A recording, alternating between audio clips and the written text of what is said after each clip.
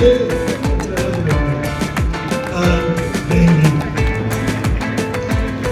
what's up in San Malek. Tres antes de It took 250 years before the second group of migrants came. 250 years. The second lot came, this one came from the Padola. The Padola, the Owen brother Padola.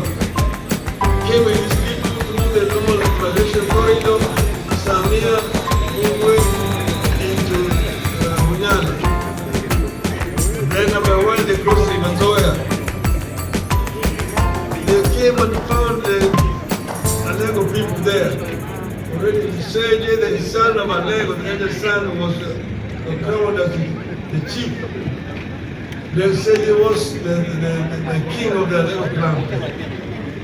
But when they came, they said, you cannot be ruled by another king because Owen had already been made a king in Miami. So they proposed raging. The way took over. And the way now became the king and began to torture the Alego people like the Koin. The Koin clans today in Alego and the Kogelo, the Kanuo, we have them, the Kadimo, the Komil Munyaja. And they are the ones who are also there in Asembo,